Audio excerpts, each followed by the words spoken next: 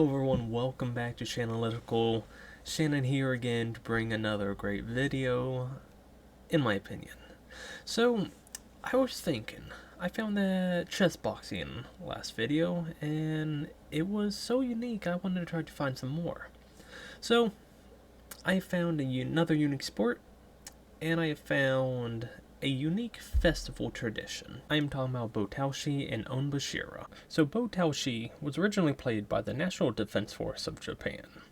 Each team had 150 people for a total of 300. And in those two teams, each team would have 75 defenders and 75 attackers, so they could defend their own pole while also trying to take down the enemies. A match of pole toppling would last 2 minutes, and within that 2 minutes, the team's goal was to get the other pole tilted to within 30 degrees. If no team is successful in doing that within 2 minutes, the match is undecided and they would have to go again. To set up for a match of pole toppling, each team would have positions within their team. There would be a position for a rider on top to circle around the pole, to support the pole, and to run interference against the opposing team's attackers. When you're running offensive, though, you'll have attackers, scrum, and chargers. Attackers are individual peoples who would run off on their own to try to charge into the enemy's defenses. Scrums are just normal formation people to break into the line of people, which would make it eventually easier for the chargers to run up and tackle the pole down to the ground. You stand on your pillar, looking over at the battlefield, watching the enemies come and watching your allies go. You stand there waiting for the enemy's tower to be toppled. You're in bo-taoshi.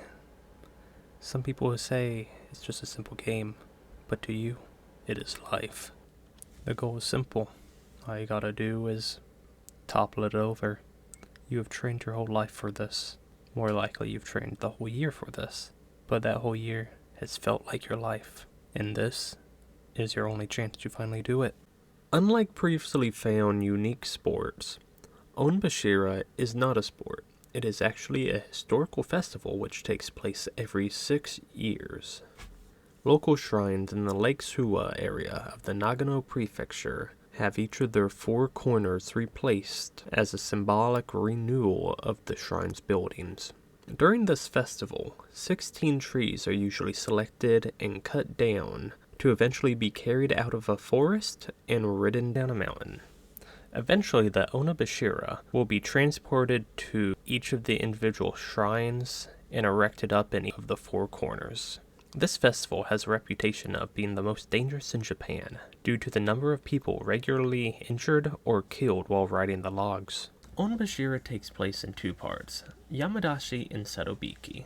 Yamadashi, which literally means coming out of the mountains, is the first part, which takes place in about April. The trees which were brought out of the mountain are eventually decorated in red and white regalia, the traditional colors of the Shinto ceremonies. About a month later, Setobiki takes place, and this time is when the trees are finally raised up by rope and hand to replace the old pillars which were currently standing. Since Onbashira takes place every 6 years, the next event actually takes place in 2022. So if you would like, you can always go down and experience the festival and ceremonies for yourself. So I hope you guys enjoyed these 2 unique events. I would definitely love to participate or to even see these events take place. Definitely try my best to make it out to the Onbashira festival during 2022 if we're able to get into the borders. And maybe even if I could, participate in Onbashira.